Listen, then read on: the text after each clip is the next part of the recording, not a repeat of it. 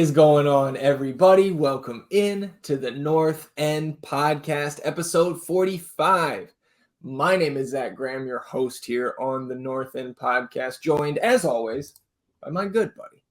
His name is Ian Michaud. We call him E, a.k.a. LaE James, a.k.a. Sebastian Drew, EC, a.k.a. Eastradamus, a.k.a. Pap, E. O'Daniel, a.k.a. The Fashionista, a.k.a. Chili Willy, a.k.a. Eon Stonkel.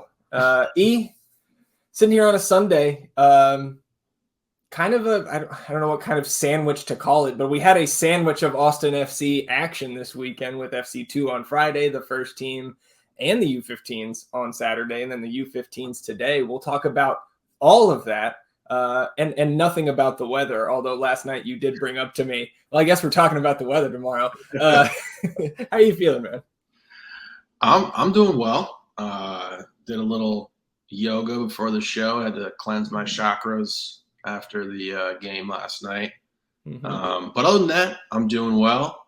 Weather is pretty good. I will say that. There's quite a bit to break down from this game, and I'm actually excited to get into it despite the result. I think there's a lot to take away from this. Well, I'm glad that you're breathing easy coming into this, because you did some yoga, clear your mind pre-pod. I listened back to the Twitter spaces from last night, so I'm jacked up. I'm ready to talk about some Austin FC. And I guess before we get into it, I'll say at least we aren't fans of the Minnesota Timberwolves. Those Hoops fans out there will know the self-destruct button was pushed today on the final day of the NBA regular season. And that's all the basketball we'll mention here. Let's go ahead and get into some first team talk. Obviously, we know out in LA on Saturday to take on LAFC. LAFC, not the top team in the standings, but I think especially after what they did in CCL midweek and then to Austin last night, I think I would call anybody a fool at this point to not have LAFC number one in any sort of power rankings or anything like that. So lineup came out. I think you actually called it spot on. Maxi up top, and then Rigoni, Diego back in there, which was good to see, at least before the match, right? Seba, Owen, and Danny pairing back, Ring and Leo pairing back there, and then Johnny on the right, Jean on the left. What was your reaction outside of, Eastradamus strikes again when you saw the lineup? I thought it was the right one. Like I said before the game, I think that Maxi having been there before and having that bitter taste in his mouth would be something we would need. We had to try to find any sort of competitive advantage when you're playing such a juggernaut. So yeah, I thought it was the right 11. And I don't even know if there is an 11 that you can put out versus that squad and feel really great about. But I thought it was the right 11. Wasn't surprised. Yeah. I mean, especially when you've still only got one center back that you're suiting up on game days. I don't know if there is a right 11. I think I'm there with you. I had said on Wednesday's pod that I wanted Zardes to start, but again, I thought anybody in that main rotation, including Finley and Maxi up there, that I would be fine with. So I was excited. I was ready to see Maxi come out there and bring that energy that we know he brings. And I think we can just go ahead and get into the game here. I felt pretty good through the first half hour of this one. Like, not that we're dominating the game. We certainly dominated possession to start this one and had some chances in that first half hour. But again, like we were kind of talking, like a close loss would not be the worst thing. And if we got a result, it would be fantastic. And then obviously a win, we're pants off. But I guess let's go ahead and get into it here. We can just skip ahead. 6th minute. Good Rigoni pass down that right side. Him and Gallagher, I think, still kind of building that chemistry. We've seen some good combination play between those two. Rigoni, I would say a great pass, a good pass to lead Gally into the box down that right side, and he forces a corner. And then off that corner, Kolmanich has a go from distance, obviously with the left. Yep. And just kind of surprised, like that kind of woke everybody up, I think, in that game, and certainly us watching at home. Karam's off the crossbar, and like Jean, very, very close to opening what I think would be his goal scoring account, not just this season, but I don't think he has a goal for Austin FC yet. So it's good to see him taking that shot. I mean, that was maybe the most dangerous on goal that we've seen him, certainly that I can remember. Yeah, I mean, he got it on that left foot of his, and he let it rip, no hesitation. It was a great shot, and man, the game would have looked really different if that had just been a little bit lower, caught the bottom of that crossbar. But it did not, and we press on. Next minute, masterclass from Driussi here with the ball at his feet, kind of wins the ball back in our own half and just beats like 4 defenders, staying on his feet when I think lesser players would have gone down or lost possession, and starts the break, which ends up, not really resulting in anything. But that was maybe his brightest moment of the night, where he just there were a lot of individual moments of brilliance in this one, mostly on the other side for LAFC, but that was one for Seba. And, I think a lot of fans after the match wondering, where's more of that from Driussi? 9th minute, another ATX corner, goes over the area, but then Danny puts it back in on the ground, and Maxi kind of sticks his foot out in a redirect attempt and goes just wide. But again, Maxi showing, his nose for being dangerous when he's in the mix there. He definitely is, yeah. 2 minutes later, Rigoni turnover starts the LAFC break. Stipe Butte gets free, fires a shot right at Stuver. He parries it away, but then I think it's Cifuentes who gets to it, and then Stuver gets that one out for an LAFC corner. So that was really the first big threat from LAFC in the 11th minute there. Then 8 minutes later, nice turn from Bouanga, which you could say almost any time he was on the ball last night, just burns right past Ring. And in this break, he tried a shot instead of crossing it to, I think it was Cifuentes bearing down there. Him trying the shot there, obviously nobody's going to complain on the LA side of things that Denny Bouanga is trying a shot with how hot he's been, but I thought that was maybe the only time last night where I thought he could have done better. 24th minute, Bouanga pushes down Gallagher, so Austin wins a free kick on the right side. And this was Diego, I thought, once again, didn't do much to impress or to make the commentators take note of him. And this free kick was not great, just extreme. I think he just kind of mishit it, and it goes right to the LAFC defender that was kind of standing in front of him as a one-man wall. So that was a disappointing end to that build-up. For sure. I mean, of the our attacking guys, I would say Diego was the most lackluster yesterday. Sure. Yeah, I think that's fair. Although, we can talk, I guess, a little bit after we go through this match here about who exactly was good for us in yesterday. For sure. 28th minute, Rigoni mixes Chiellini on the right there, and then his cross on the ground doesn't really find anybody dangerous. And I agreed with Twelman on the broadcast, where I thought Maxi could have made a little bit better run there in the middle of the 6, but it wasn't like Rigoni's pass was just sitting right there for somebody to tap in, but a good move by him nonetheless. I guess it's not exactly impressive to go past Giorgio Chiellini at this stage of his career.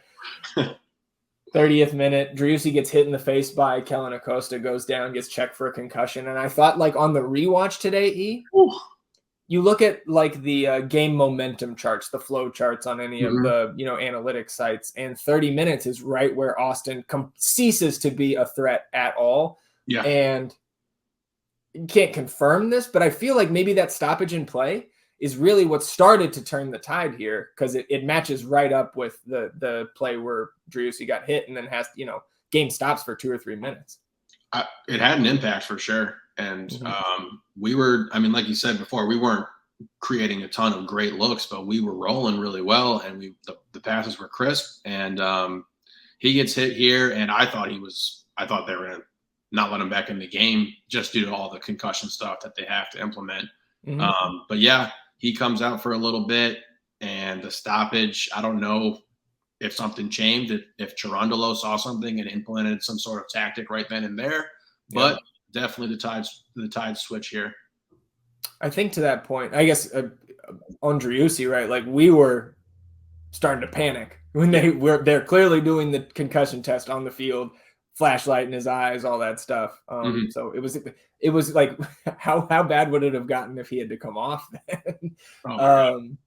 But at that point, right, like that's where the possession really changed too, because it was 70-30, I think, at that point. And that was the best thing that Austin did through that first 30 minutes, I think, was just keep LA off the ball.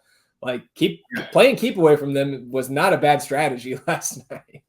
I totally agree. And I think the end of the possession ends, 52-48 at the end of the game. I think it's 51-49 is what I saw this morning. Yeah. And it's just like we were up 70-30 here, and then boop, it's out the window.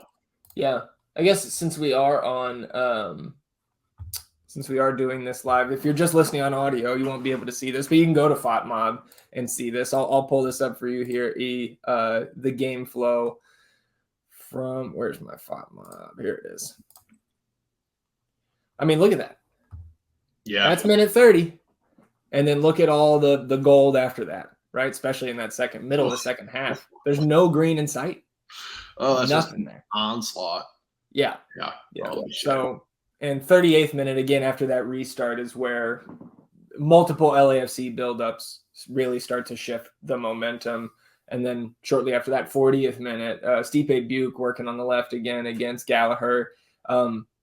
Tries to cross it, and that cross gets deflected by Gallagher. Which is a good defense by Johnny, I thought, on that play. But just like lucky bounce, I thought, falls to Bouanga. But then it's not luck that he bangs this into the net. Like luck where it falls to you, and then it grazes the post and goes in. But like you see the quality, how quick he got that off right through our defenders right there. Like sees just a tiny little window and buries it for the first goal. World-class strike. One time, kept it low. Yeah. Off a ricochet, just absolutely brilliant. And nothing Stuver can do there. Yeah, and then 45th minute, I think right before stoppage time, Austin, kind of their last buildup of the half. Driussi finds Danny. Danny gets it right back to him. Decent touch from Seba to Rigoni, but then the defender, I think Chiellini was on Rigoni's back. He pokes it away. Then Maxi runs onto the loose ball, and ball kind of bounces. And I think both the commentators and us and our buddies who we were watching with all kind of thought he should have hit it first time on that first bounce, but then takes an extra touch, brings it down, still gets the shot on net. Jakupovic makes the save, but it spills it, and then I think kind of grabs it before Driussi can follow it up there. And that was the end of the first half. Yeah, I mean, shit. That goal by Bouanga was literally just took all the air out of us. You go into halftime at that game, even though we hadn't generated a shitload of good looks, even though we had one off the crossbar. 0-0, you're feeling great. Yeah. All that pressure kind of switches, just like gets more applied to LAFC. Obviously, they have guys who can handle that. They have a roster full of fucking all-stars. This Butte kid is a nightmare for years to come, unless he goes somewhere else. But I mean, it was just such a demoralizing way to go into that half, having played with this team. And I think that's something that we could look at from this first half and kind of take away positively, is that we played with them well, and just a great player who's the hottest player in the league right now just buries a world-class shot, and we go into the half feeling terrible about ourselves. Yeah, it's almost like, even though the other two goals don't come until the second half, it's almost the LAFC recipe at this point, where like some teams like stick with them 0-0, or even Dallas, like down a man, they find a way to equalize late on in that one.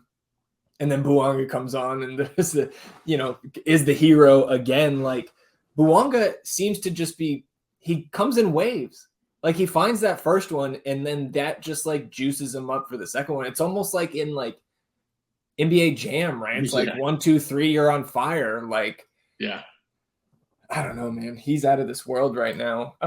I think that little bit of green in the second half that we just saw in that chart was here in the 52nd minute. Austin starts the break. And like, really, like we kind of sat up in our seats. It's like a 5-on-4, I think. Driussi hits Fagundes and the pass is behind him. And it doesn't break down the run totally, but then like you lose that momentum. Yep. And then Fagundez's pass kind of to the right side, which I thought was the right pass. It's just the first pass from Seba was behind him. Mm-hmm. So he couldn't swing it on to the other side and change the field quick enough. And it allows LAFC to get back. Like Gallagher ends up making a nice move to get a shot on net. Yep. And that actually took a deflection, and Jakupovic was able to parry it away. But yeah, it's just like, again, like even in the open field where this is not tactics, this is just fast break. We're playing soccer and just a little disjointed still. Clearly. And I mean, that pass, it just killed all the momentum. Everybody had to stop, slow up a little bit. And then they were able to just be in the right position where they needed to be. Could have got lucky with that deflection, but something's a little off, man. For sure. 54th minute, Bouanga gets enough space on the left side of the box to where he's able to like put his hands up to his teammates like this, like somebody make a run. And the fact that he was feeling that comfortable in that moment in the box with the ball at his feet. And I think like two of our guys not kind of closing down on him, not double teaming him yet, but like, that's when I was like, oh boy. And he has all the time in the world to wait for his teammates, call for them to make runs, and then cuts it back to Tillman. And Tillman fires one of the fastest shots I've ever seen, like in terms of the velocity on the shot, just a rocket goes wide left. And like, if that had been on frame, it's going in. There's no way Stuver or any other keeper was stopping that one. They might have broke his hand. Right. Maybe Scott Sterling saves that. Deep cut. I mean, 58th minute, 4 straight corners for LAFC as Austin just can't clear it out of the area. I think twice Stuver's on the end line trying to keep it inbounds, and the referee on the end signals it out. And then on that 4th corner, Costa crosses it in. Chiellini gets ahead to it, and then Rigoni gets ahead to it, but doesn't clear it fully out. And Bouanga just runs onto it, volleys it right into the back of the net. It actually took a deflection off Owen Wolf's hip, which I think if it didn't, then Stuver was going to have a chance to save that because I think it was going right at him. But because of the deflection, he stays rooted and 2-0. Yep. There's not much you can do about that one, I don't think. Like, it's just, again, individual moment of brilliance from the guy who, if the season ended today, he's won in the MVP race for me. And like, I know, I think Almada still has more goal contributions, but like Bouanga's been just a little bit more impressive for me. And like, maybe it's because I'm factoring in his CCL success as well. And that obviously doesn't count towards MLS MVP, but like, I can't unsee the shit that he's doing in CCL too. Yeah, for sure. Man. 61st minute triple sub for LAFC. And this is where we were just like, holy fuck, because there's 2 all-stars coming in, plus Ryan Hollingshead, Ilie, Vela, Hollingshead come in for Tillman, Opoku, and Palacios. And then 2 minutes later, our triple sub, not quite the same bite to Lundqvist, Zardes, and Lima coming in for Coleman and Cerruti and John Gallagher. But at the point of that sub, I did think that I liked Josh taking out both of the fullbacks because they were getting worked, and not that, you know, Lundqvist and Nick Lima are going to come in and be much better, but just getting those fresh legs and trying not to lose this match 4-5-6-0, because I mean, dealing with Buke and Bouanga, who looked like they were switching sides at times as well. Like, that's the toughest matchup in the league right now, I think, is for fullbacks on opposing teams when you play LAFC. Especially when our guys are trying to get involved on the offensive side. They had to come out there. Good point. Good point. I thought it was a good sub too, but again, I mean, does any of their 3 subs that came on not start for our team if they're on our team? Oh, hell no. They all start. Yeah. Easily. It's not even you don't even have to give it too much deep thought. Those guys are all – so this just goes to show where this team is at, the level of talent that they have. They're 2 deep at every position, and sometimes the second guy is a fucking all-star. Bro, the Eric Duenas kid, the 18-year-old who came on, he might start for us at this point, over Maxi and Zardes. Yeah. 67th minute, Lima gets dusted down the side and just grabs Bouanga gets a yellow card. Professional foul. I mean, that foul and that yellow card prevented another Bouanga goal or maybe an assist, he was gone.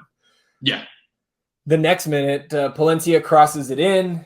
Looks like it's going over everybody, but then Bouanga last second gets onto it, just kind of gets his foot under it and puts the right angle on it into the top netting. That to me was the most impressive of the 3 goals that he had. I agree. Last night. But again, just ridiculous moment of individual brilliance where their team as a whole was not threatening us. It was just Bouanga is the one that made this a blowout instead of just, again, I think we lose this match no matter what happens. But if he sits, maybe it's 1-2-0. Maybe we get what, I don't know. It's just, he's incredible. Yeah, he was out of this world. I mean, like you said, if the season ended today, it'd be hard to not vote him as the MVP, and we got to see it full display. I know we had talked a little bit earlier about what Seba brought to us when we first got him, and he's rolling and just it feels like he's winning games for you. I mean, the guy fucking flew on a jet back and scores a game winner. Yep.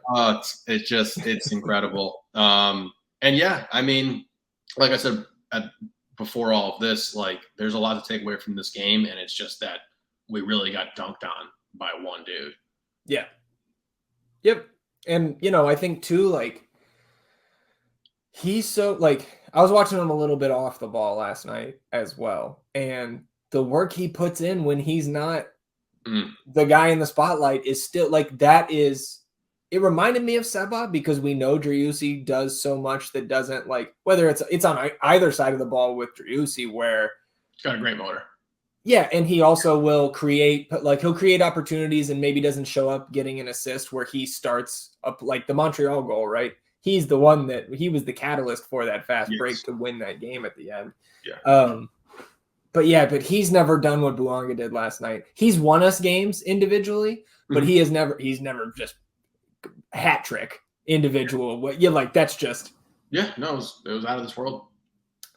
70th minute, right after that third goal, Driussi finds some space, takes a shot about 6-7 yards outside the box, wide right and high. Just I appreciate the effort, trying to get something going there. But yeah, that was just kind of okay, well, we're done here, right? Yeah, and so LAFC felt the same. Eric Duenas in for Bouanga, 71st minute. At this point, it's just we got to get out of here, not losing this game 5-0. Yes. And Finley and Bruin come in for Rigoni and Diego, again, waving the white flag for all intents and purposes. 73rd minute, Lundqvist crosses it in on the rewatch. Might have been a shot attempt, but it's on the ground. Yeah. And it's a dangerous ball no matter what he was trying to do, whether he mishit it or not. It ends up being dangerous, and Will Bruin just can't quite get on the end of it. 82nd minute, another Lundqvist, he gets free on the left again. Nice little turn from Owen Wolf, dumps it off to him on the left. And the Lundqvist, this was definitely a shot. Yeah. Forces Jakubovic to make a save. But that was pretty much it. Crisostomo comes in for Kellen Acosta in the 84th, and then the first minute of stoppage time, Eric Duenas gets free up the middle, burns the back line, gets a one-on-one with Stuver, and Stuver, as he does, Stuver saves. So that closed out the night. 26 shots to 9, 6 on target for LAFC to 4 for Austin.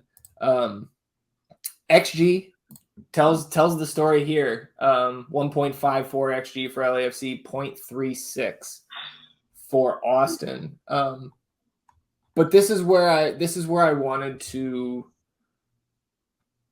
bring up the subject again of just we got beat by one guy. Okay. And the fact that all 3 of his chances that he converted were half chances at best. His 3 goals, those shots totaled 0.27 XG. Yeah. But they got 3 goals out of it.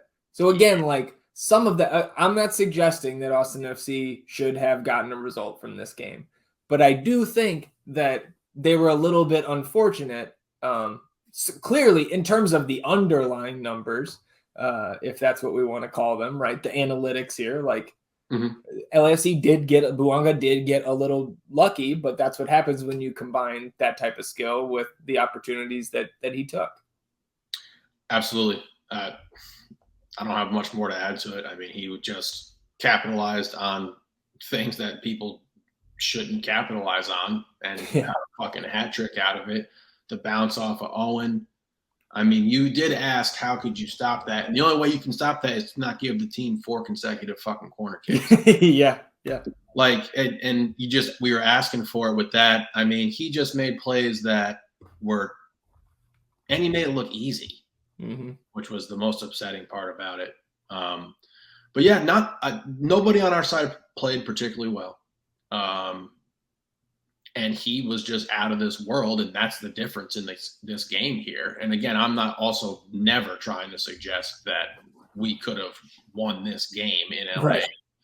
But there is a little something to hang your hat on. I will say this. I was proud that we fought all the way through.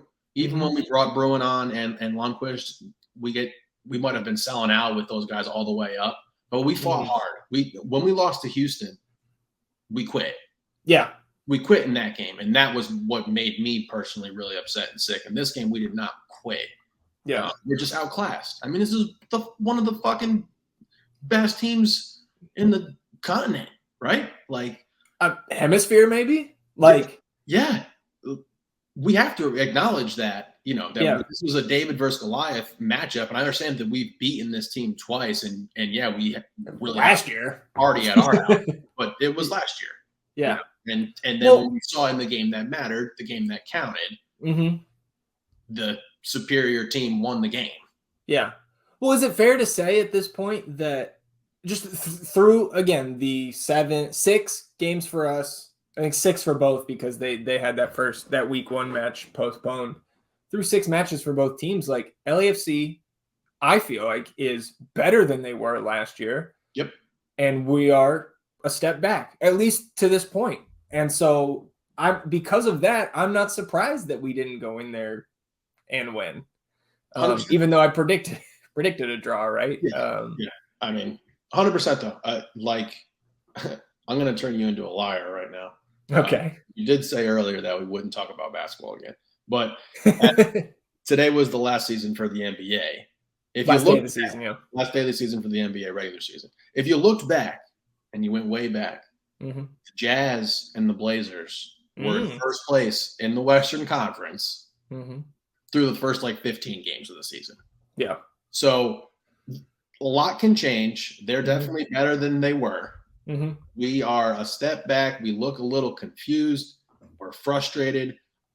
I felt like we had a solid game plan, and I think part of that game plan was, hey, they can't score if they don't have the ball.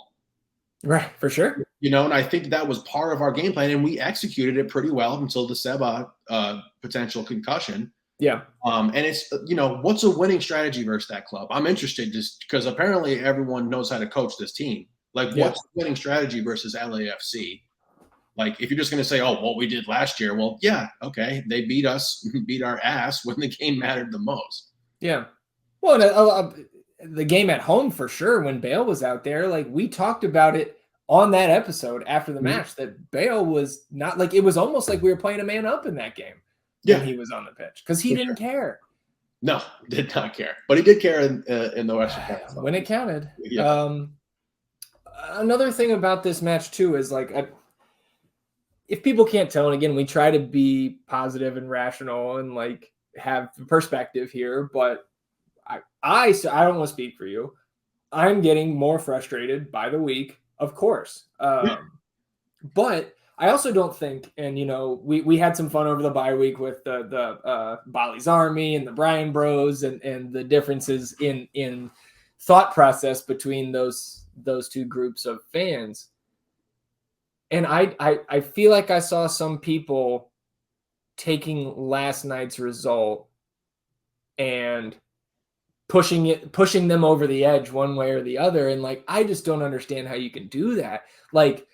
If we come home and we don't get at least 4 points from, I think it should be 6, but at least 4 points from Vancouver and San Jose this month. And I think with the way the Galaxy are playing, I think we should get a result out there as well.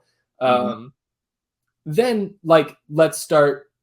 I think this next 3 games is going to be a big measuring stick for me personally, because I cannot look at a match against the best team in the league, in CONCACAF for sure, and potentially when you bring South America into the equation as well. Like I know like River Plate and Boca like could maybe be, but like LAFC is top 3, top 5 in the hemisphere. Anything lower than that, you are high.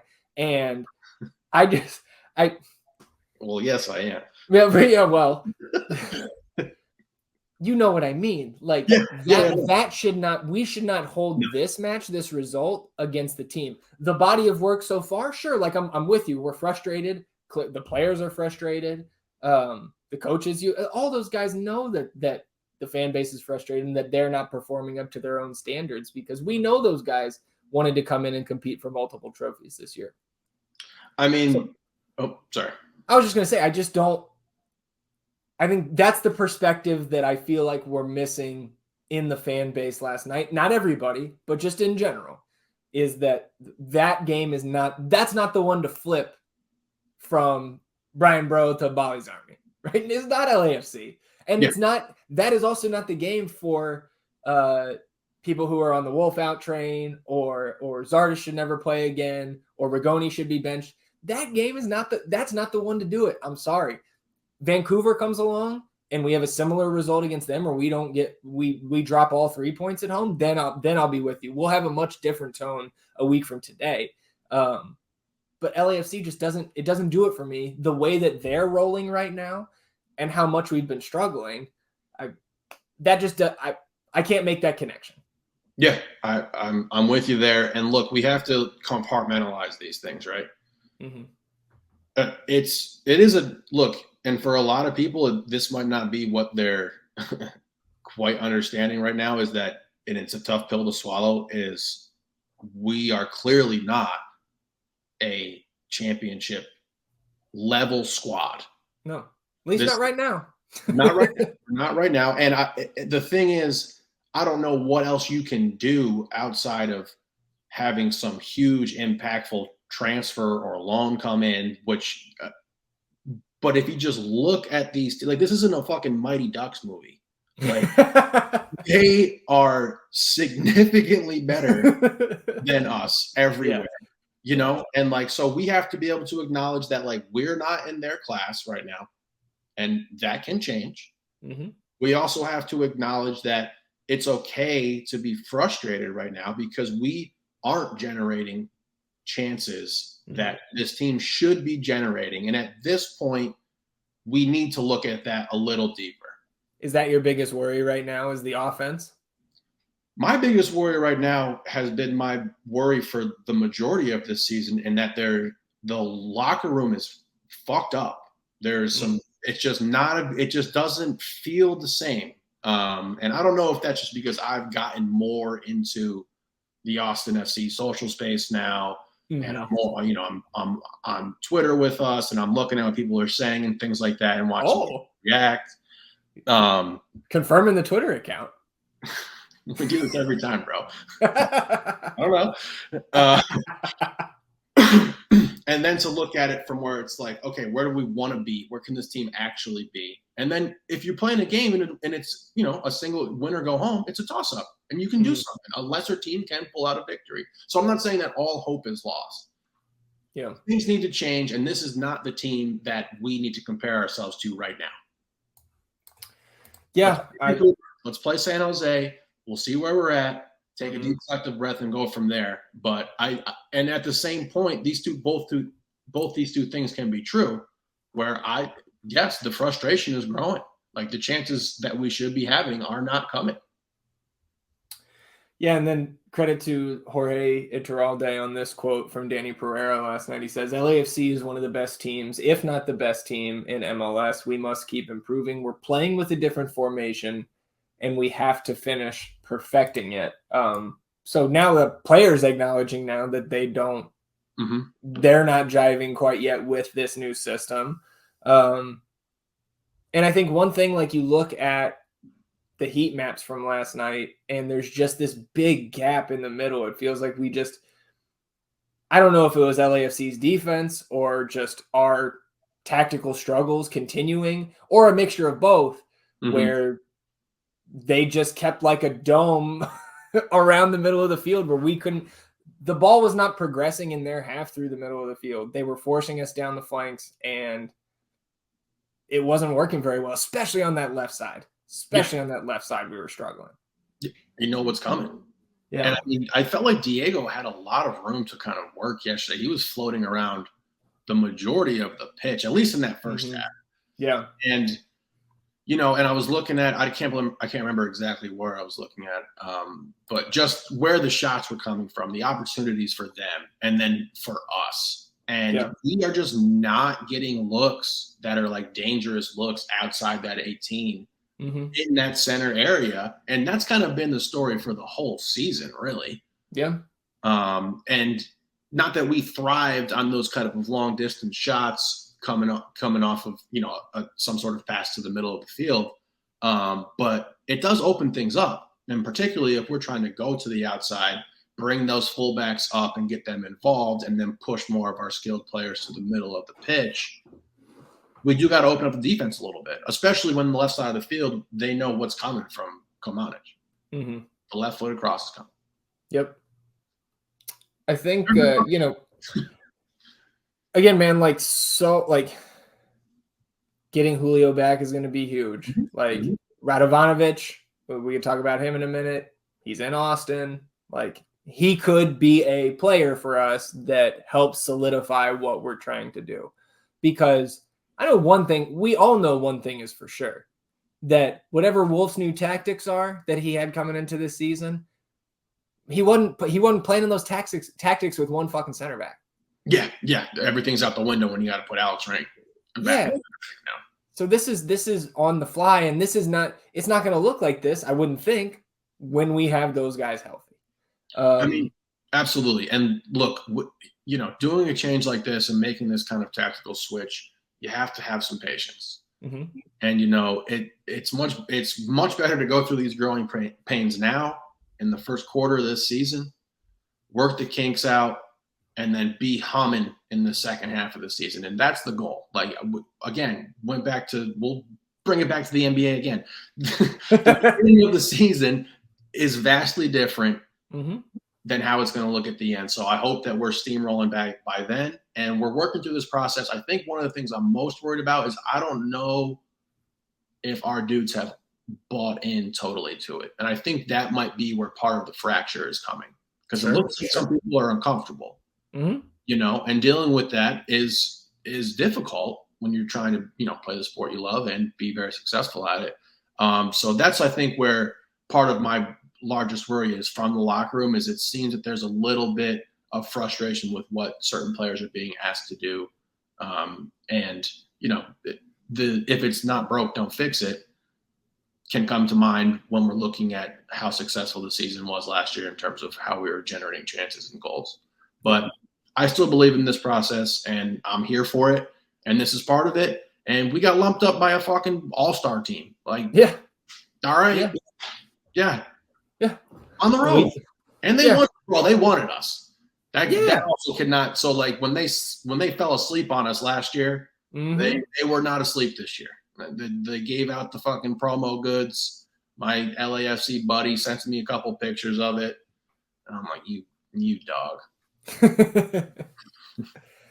Any players on the Austin FC side that you thought had a good night?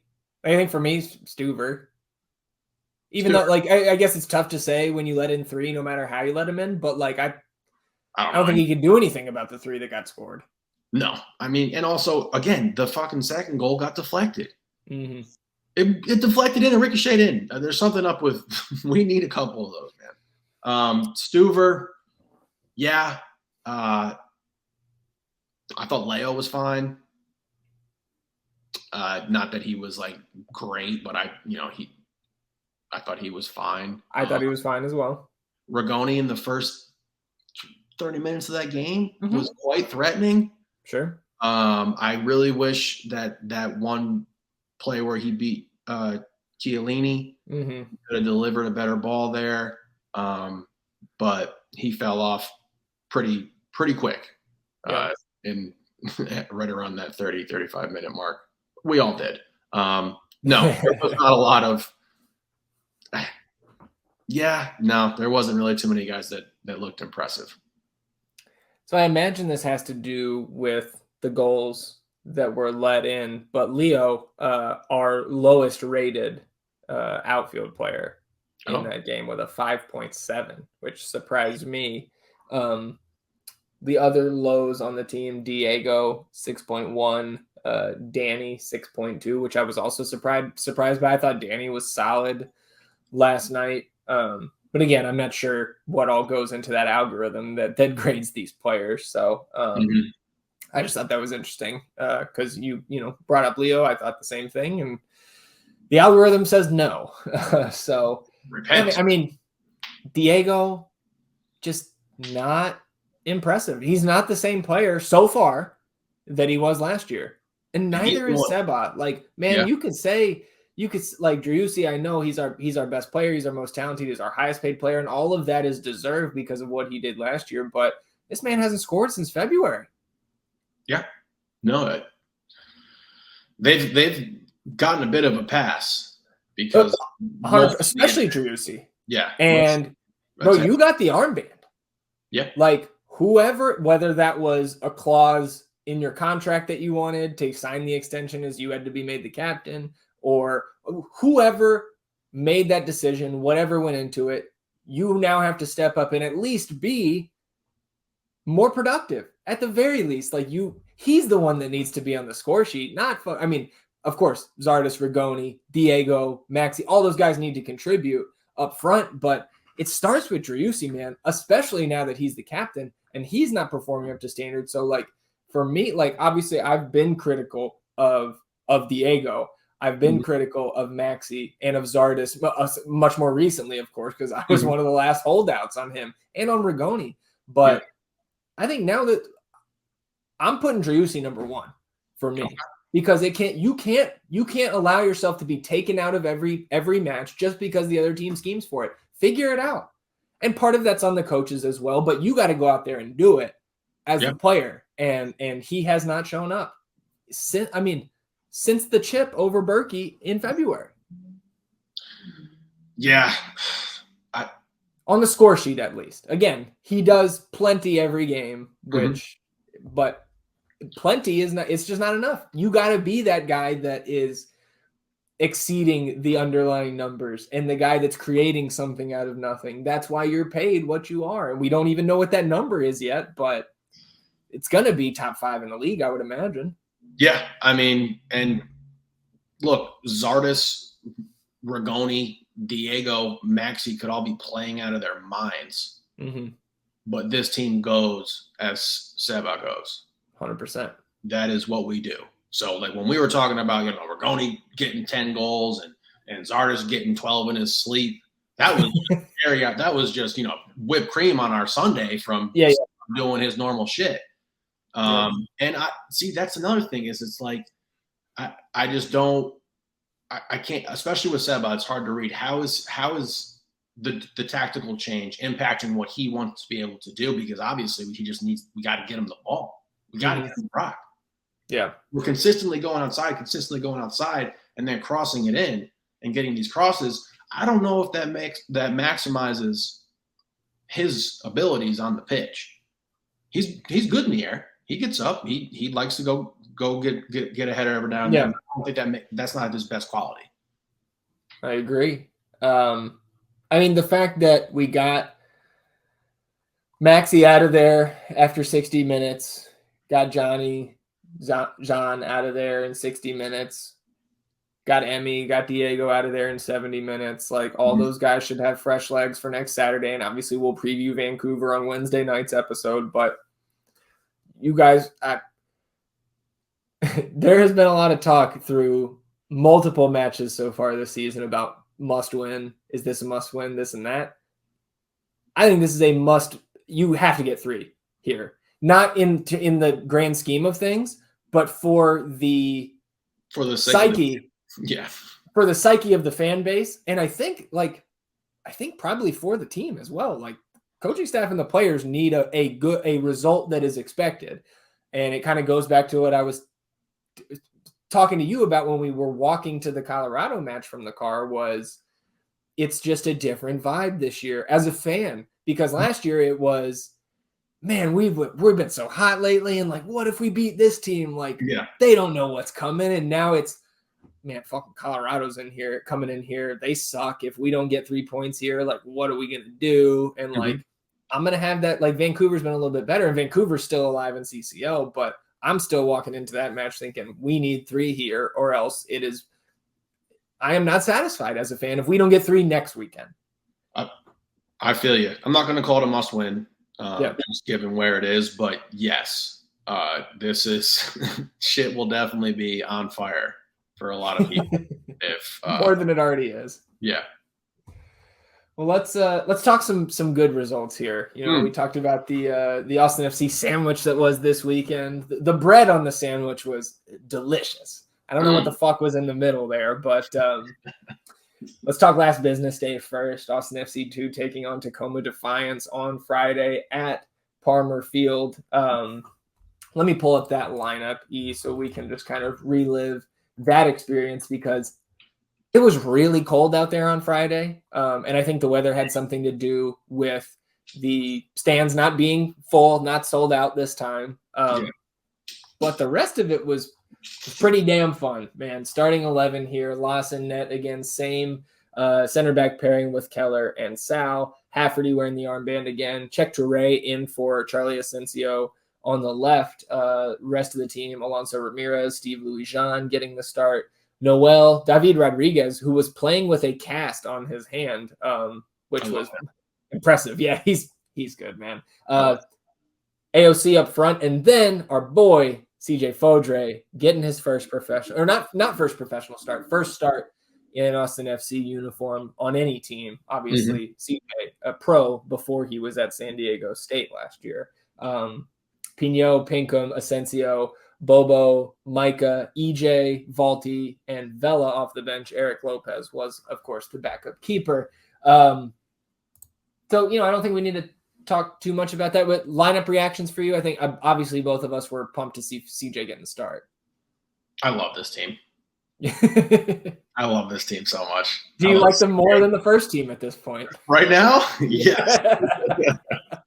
I love CJ. I love Rodriguez. I love AOC. Yeah. Oh, man. Sal. I love Sal. Valentin Noel I love. Jackson Balti I love. Damian Laz? His reaction to getting scored on that PK, it upset me. Why? What did he do? He like picked his shirt up and like put it over his head and like kind of like had it over his head and just like showed a lot of like really just like, we don't need that. It was a PK. Yeah. It was a PK. Like you made a good. It was a good take. I don't know. I think he can do better. I don't know. You saw. We'll go back to basketball. Remember when Moses Brown was at UCLA? Yeah. And I know what you're talking about. And that's just changed my perspective with a lot of those antics. So I love Damian, but that was something I was like,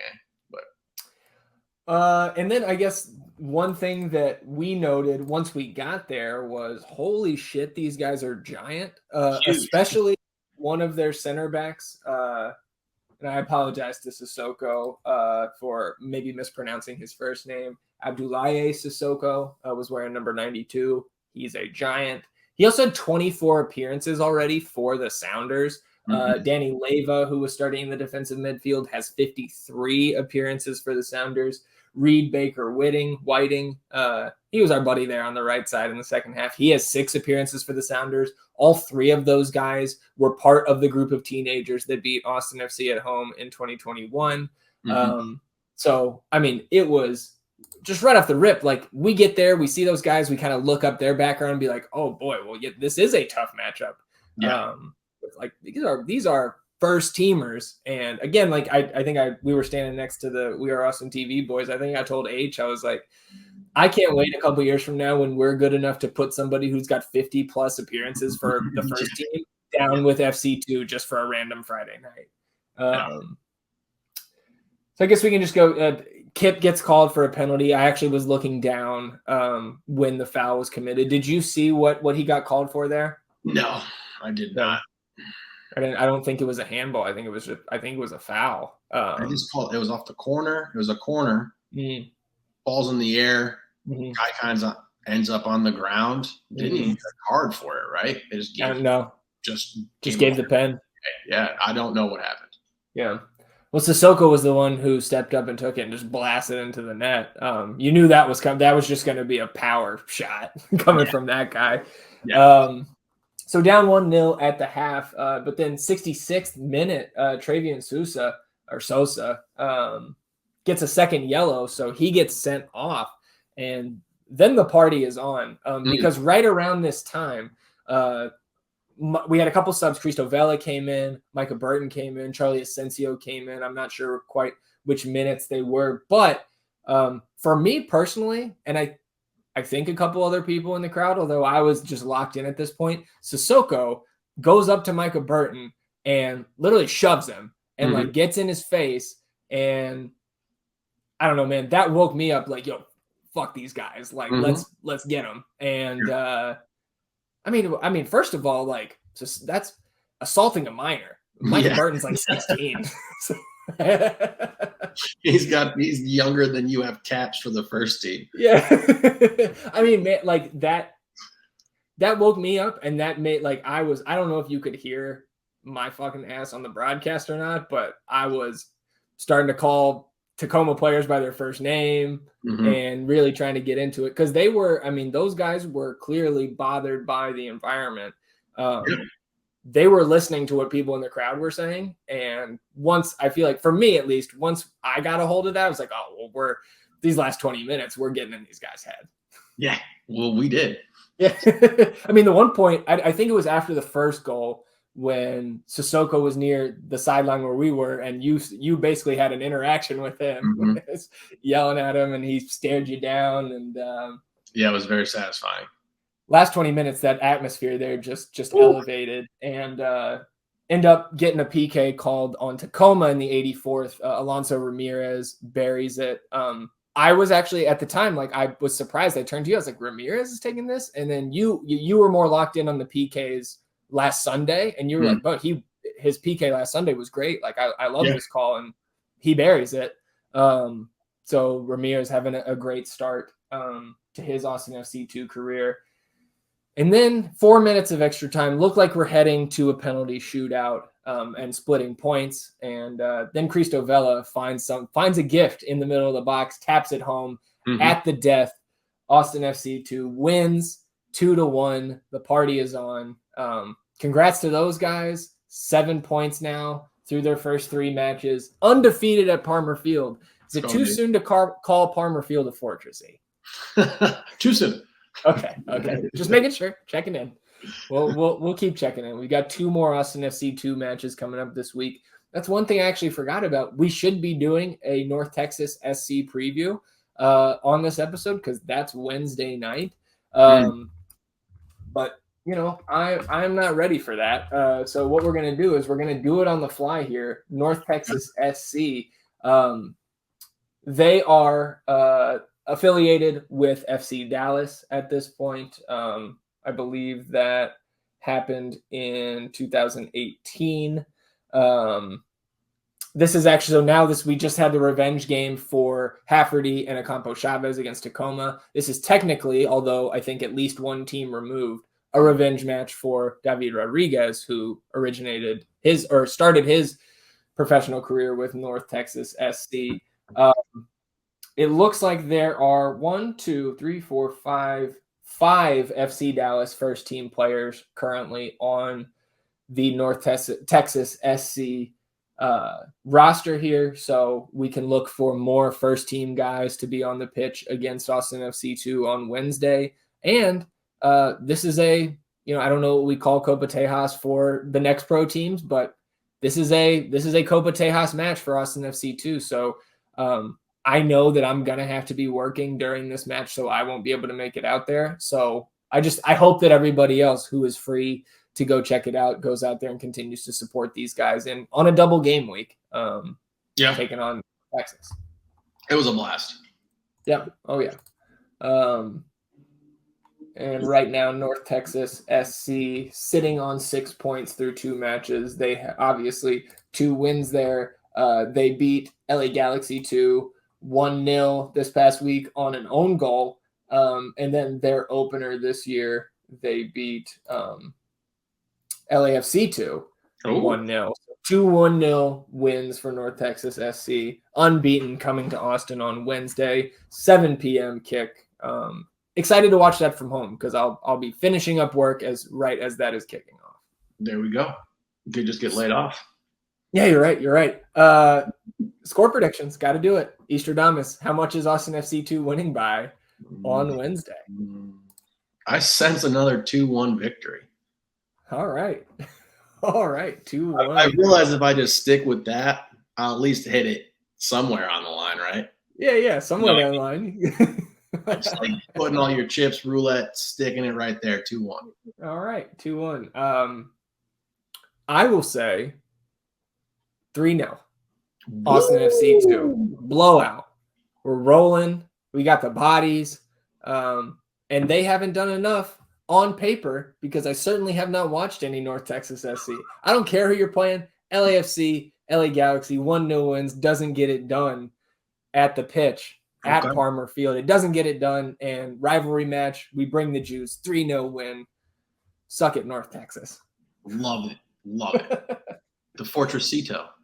Let's talk about the other piece of delicious bread on the weekend Austin FC sandwich. The GA Cup will start with the U15s who were in the final today, and they become the champions, defeating Philadelphia Union's U15s 1-1 in regulation, and then 7-6 in penalties. It was a drama-filled match. The Austin FC goal they did score in regulation was a goalkeeper whiff, ball rolling back on a back pass to the keeper. He whiffs the kick and it rolls into the net. They equalized. Philly equalized shortly after the half, and then Austin just defensively this tournament, man, unreal. Only 2 goals against in regulation the entire tournament. And the other one was a PK. So, wow. I mean, defense won this championship for sure for the U15s. Going back through their results for the entire tournament. I mean, they played 7 games, I believe, in 9 days. That is ridiculous. Won all 7 of them, 4 of them in penalty shootouts. Just congrats to those guys. Congrats to Vigo Ortiz, tournament MVP. To see these guys raising a trophy, to see them putting on championship merch. They've got hats, they've got shirts. That was really fun to watch, and a nice little pick-me-up this afternoon after the first team L last night. Big congrats to those guys. It's awesome. Yeah, and obviously just a great sign for the future. You know, at the end of the day, these guys are currently in our pipeline, and so hopefully the best players from this young group, we continue to bring them up through the ranks of the Verde and Black. And the U17s, obviously, we talked about on Sunday. They bowed out in the group stage. They did not make the playoff round, but they did play their 4 showcase matches and did pretty well. Today's result against Montreal has not been reported yet, but they did win all 3 of their other showcase matches. So Austin FC U17s, 4 wins, 2 losses in their GA Cup, and the 2 losses were both in penalty shootouts. So they did not lose a match in regulation out there. So, you know, obviously didn't win the championship like the U15s did, but I thought a promising week of matches for them as well. Yeah, you can hang your hat on that for sure. Yeah, so Academy looking nice. And I guess the last thing I have to say about that, E, is maybe the fines were worth it. Yeah, who knows? What the fuck is a GAM? Yeah. All right, we'll close it out here talking about some of the MLS Week 7 results from Saturday. Because, you know, we like to look at what else is going on around the league, not just Austin FC. Some of the results yesterday. Columbus Crew continue to roll now. Winners of 3 straight. They win 2-0 over DC. Wilfred Nancy, continues to have this team rolling even without Cucho. I guess it started winning once Cucho went down. So you're welcome. Yeah. Cincy does beat Philly late on, and Cincy now leading the Supporter Shield, 17 points from their first 7 matches. Cincy in first in the league. Wow, where's Philly sitting? Philly is below us. We are even on points, but we have a game in hand. So yeah, Philly struggling for sure. And that's another one of the teams that midweek CCL second leg, they lead 1-0 going away to Atlas. So that'll be probably the most exciting match to watch after LAFC dismantled Vancouver on the road last week.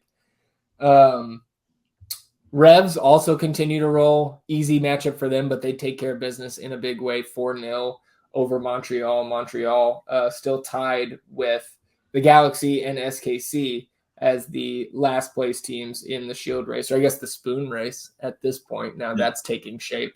You hate to see this. Houston 3-0 defeat the LA Galaxy. 10-man LA Galaxy. Did you see what Caceres got sent off for? I did not.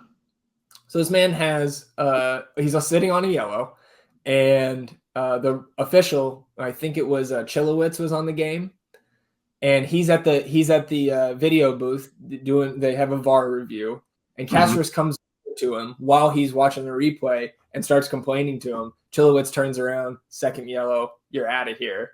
And after that, the route was on. Bassi, 4th straight match with a penalty kick goal. Houston sitting on 9 points, good for them. And I hope that their fans continue to talk as much shit as they are, because we're 2 points below them in the standings and lost one time. They will. They will. Thought you guys were saving receipts? Just wait. They will. Don't worry. You hate to see this as well, although our wallets appreciated. FC Dallas 1-0 on the road over Inter Miami. Miami now lost 5 straight matches since Gregory went down. FC Dallas, on the other hand, rebounds from dropping points at home to Portland late last week with the road victory. They are on 11 points through 7 matches. So Austin FC now 3rd out of the 3 Texas teams through 7 weeks. But again, FC Dallas has played 7 to Houston and Austin's 6. And then last thing here, Sounders hand St. Louis their 2nd straight loss. Also good for our wallets, 3-0. Yep. Knocking them down a peg, coming back to earth. St. Louis 2 straight losses, still 2nd in the West and 4th in the Shield standings. So they're still probably feeling okay. Yeah, let them. That's all I got. You got anything else before we get out of here? No, sir. Mooch Man just got up. He's crazy how he does that. Yeah, it is pretty crazy, honestly. He knows. He just reps an hour, and then he just drags his claws all over the floor.